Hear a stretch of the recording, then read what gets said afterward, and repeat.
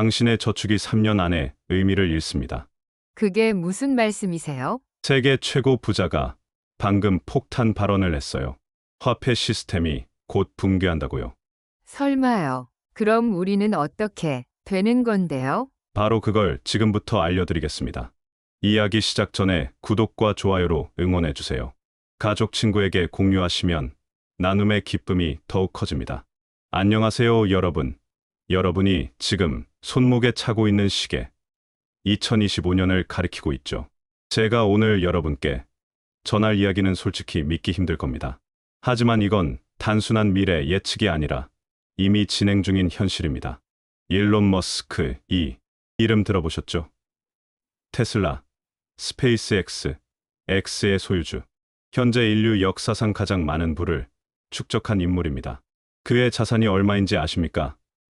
1,000조 원을 돌파했습니다.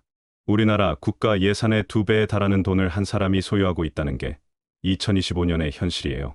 그런데 바로 이 사람이 최근 충격적인 선언을 했습니다. 아니, 선언이라기보다는 경고에 가깝습니다. 2028년, 그러니까 딱 3년 뒤에 화폐라는 개념 자체가 소멸한다는 겁니다. 처음 들으면 황당하죠. 저도 그랬으니까요. 하지만 제가 니킬 카마스와의 2시간짜리 인터뷰 내용을 전부 분석한 결과 이건 단순한 예언이 아니었습니다. 구체적인 근거와 타임라인이 있는 청사진이었어요. 여러분, 혹시 머스크가 과거에 뭐라고 했는지 기억하시나요? 그가 예측한 미래가 얼마나 정확했는지 말이죠. 2015년으로 돌아가 봅시다. 그때 그는 자율주행과 인공지능이 인간을 대체할 거라고 말했어요. 사람들 반응이 어땠는지 아세요? 최소 50년은 걸릴 거라며 비웃었습니다. 그런데 지금 보세요. 로봇 택시가 도로를 질주하고 있잖아요. 2008년은 또 어땠습니까? 민간 기업이 로켓을 만들어 우주로 쏘아 올린다는 발상 자체를 NASA조차 코웃음 쳤습니다. 러시아는 아예 침을 뱉었죠. 하지만 현재 스페이스X는 인류를 화성으로 보내기 직전이고 전 세계 위성 인터넷망을 장악했습니다. 더 거슬러 올라가 볼까요? 2002년, 그가 전기차가 내연기관을 완전히 대체할 거라고 했을 때 GM과 포드의 전문가들은 배꼽을 잡고 웃었습니다. 배터리로 움직이는 장난감이나 만들라고 비아냥거렸죠. 그런데 2025년 현재 테슬라의 시가총액은 1조 달러를 넘어섰고 전 세계 모든 자동차 회사를 합친 것보다 큽니다. 패턴이 보이시나요? 이 사람이 미래를 말할 때마다 처음엔 미친놈 취급받습니다. 5년 뒤엔 혁신가로 추앙받고 10년 뒤엔 그냥 상식이 되어버려요. 그래서 제가 이번 예언에 주목하는 겁니다. 과거보다 훨씬 더 급진적이고 파괴적이거든요. 자, 이제 본격적으로 파고 들어가 봅시다. 사건의 발단은 2025년 12월 2일입니다. 인도의 젊은 기업가 니킬 카마스가 진행하는 유튜브 채널에 머스크가 출연했어요. 약 2시간 동안 이어진 대담에서 그는 평소와 달리 매우 차분하면서도 확신에 찬 모습이었습니다. 인터뷰가 시작되고 40분쯤 지났을 때 카마스가 질문을 던집니다. 미래의 화폐는 어떻게 될 것 같습니까? 그러자 머스크가 마치 기다렸다는 듯이 대답합니다. 장기적 관점에서 보면 화폐라는 개념 자체가 사라질 것입니다. AI와 로봇이 인간의 모든 욕구를 충족시킬 정도로 발전하면 화폐의 중요성은 급격히 떨어지겠죠. 여기까지만 들으면 흔한 미래학자들의 뜬구름 잡는 소리 같죠? 저도 그렇게 생각했어요. 그런데 다음 발언이 전 세계 경제학자들을 경악하게 만들었습니다. 사람들이 언제냐고 묻더군요. 제 생각엔 딱 3년입니다. 2028년, 늦어도 2029년이면 AI와 로봇이 생산하는 물량이 화폐 발행량을 완전히 추월할 겁니다. 3년이라는 시간, 어떻게 느껴지세요? 지금 넣은 적금이 만기 돌아올 시간이에요. 초등학생이 중학생 되는 기간이죠. 이 짧은 시간 안에 수천 년간 인류를 지배해온 화폐 시스템이 무너진다니. 도대체 무슨 근거로 이런 주장을 하는 걸까요? 여기서 우리는 경제학의 가장 기본적인 원리를 이해해야 합니다. 바로 희소성이죠. 우리가 왜 이렇게 돈 벌려고 아등바등할까요? 간단합니다. 갖고 싶은 건 많은데 물건은 적으니까요. 맛있는 음식, 좋은 옷, 멋진 집. 이 모든 건 누군가의 노동과 시간이 투입되어야만 만들어지는 것들이죠. 공급이 부족하니까 교환 수단인 돈이 힘을 가지는 겁니다. 하지만 머스크가 그리는 3년 뒤에 세상은 완전히 다릅니다. 옵티머스 같은 휴머노이드 로봇과 초지능 AI가 만나는 순간 생산의 공식 자체가 깨져버린다는 거예요. 생각해보세요. 사람은 하루 8시간 일하면 쉬어야 합니다. 밥도 먹어야 하고 주말엔 쉬고 싶어 하죠. 아프면 병원 가야 하고 불만이 쌓이면 파업도 합니다. 그런데 로봇은요? 잠도 안 자고 밥도 안 먹고 불평 한마디 없어요. 전기만 공급하면 24시간 365일 미친 속도로 물건을 찍어냅니다. 머스크는 이렇게 말했어요. 로봇 한 대가 하루에 100개를 만든다면 로봇만 대는 100만 개를 만듭니다. 공장을 짓는 족족 물건이 폭포수처럼 쏟아져 나오는 겁니다. 다시 경제학 원론으로 돌아가죠. 공급이 수요를 압도적으로 초과하면 가격은 어떻게 됩니까? 폭락합니다. 영에 수렴하게 되는 거죠. 이게 바로 머스크가 예고한 하이퍼디플레이션입니다. 지금 우리는 물가 상승 때문에 고통받고 있죠. 인플레이션으로 힘들어하고 있습니다. 그런데 3년 뒤엔 정반대 상황이 온다는 겁니다. 물건이 너무 많아서 발에 차이는 세상이요. 상상해보세요. 자동차 판매점 사장이 자동차 좀 가져가세요. 공짜입니다라고 말하는 세상을요. 스마트폰이 길거리에 널려있는 세상을요. 물건 값이 폭락하는 세상에서 과연 돈을 모으는 게 무슨 의미가 있을까요? 통장에 10억이 있어도 밖에서 물건을 공짜로 나눠주는데 그 돈이 무슨 소용이겠어요? 머스크가 정확히 이 지점을 꼬집었습니다. 화폐라는 건 노동 분배를 위한 데이터베이스일 뿐입니다. 그런데 노동이 필요 없고 나눠줄 물건이 무한하다면 그 데이터베이스는 삭제되는 겁니다. 여기서 우리는 더 깊이 들어가야 합니다.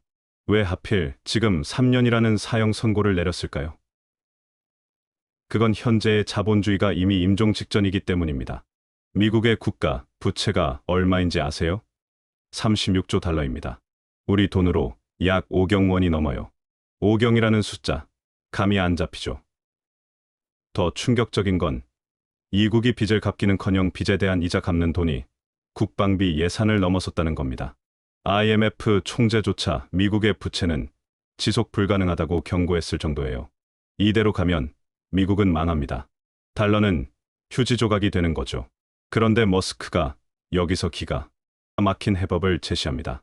AI와 로봇이 만드는 생산성 폭발이 이 미친 빚더미를 해결할 유일한 구명조끼라는 거예요. 논리를 따라가 봅시다. 첫째, 로봇이 물건을 무한대로 생산해서 물가를 떨어뜨립니다. 디플레이션이 오는 거죠. 둘째, 물가가 떨어지니 중앙은행은 금리를 내릴 수밖에 없어요. 금리는 0%를 넘어 마이너스로 갑니다. 셋째, 금리가 0이 되면 5경 원짜리 빚에서도 이자를 한 푼도 안 내도 됩니다. 넷째, 동시에 경제 규모는 폭발적으로 성장해요. 다섯째, 결과적으로 빚의 절대값은 그대로지만 경제 규모에 비하면 먼지처럼 작아지는 겁니다. 즉, 빚을 갚아서 없애는 게 아니라 경제를 미친 듯이 키워서 빚을 아무것도 아닌 걸로 만들어버리는 전략이에요. 이걸 하려면 필연적으로 돈의 가치가 희석되어야겠죠. 머스크의 발언은 단순한 기술 전망이 아니라 붕괴 직전의 자본주의를 아예 리셋하려는 거대한 청사진일지도 모릅니다. 그렇다면 질문이 생깁니다. 돈이 사라진 자리를 뭐가 채울까요? 다시 원시시대처럼 물물 교환을 할까요? 머스크는 단호하게 말합니다. 화폐는 사라지지만 화폐의 본질은 남습니다. 그것은 바로 에너지입니다. 이 대목에서 그의 천재성 아니면 섬뜩한 통찰력이 드러납니다. 그는 지금의 달러나 원화 같은 돈을 믿지 않아요. 왜냐고요?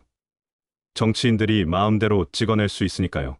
컴퓨터 자판 몇 번 두드리면 1조 달러가 뚝딱 생기는 가짜 돈이라고 보는 거죠.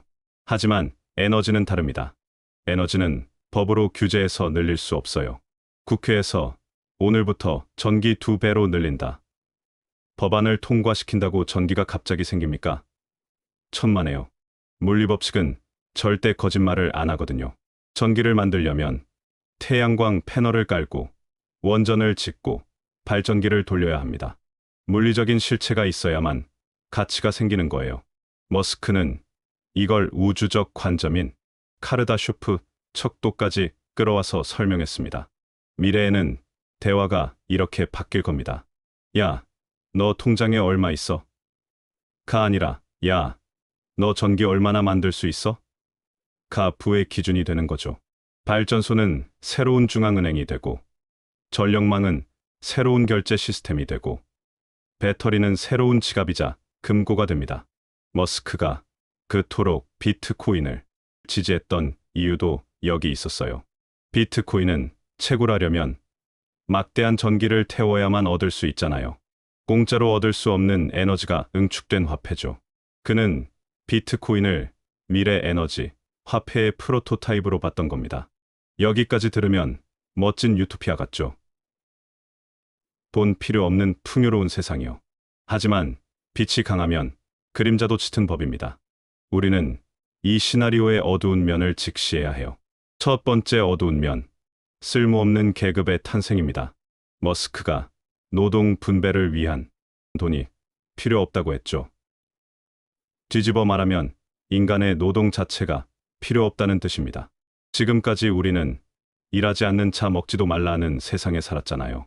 노동이 존엄이고 자아 실현이었는데 로봇이 다 해주는 세상에서 인간은 뭐 하고 살아요? 정부나 AI 기업이 배급해주는 에너지나 받아먹으며 연명하는 애완 인간으로 전락할 수도 있습니다. 삶의 목적을 잃은 인류에게 닥칠 정신적 공허함. 이건 진짜 큰 재앙이 될 수 있어요. 두 번째 어두운 면, 과도기적 대혼란입니다.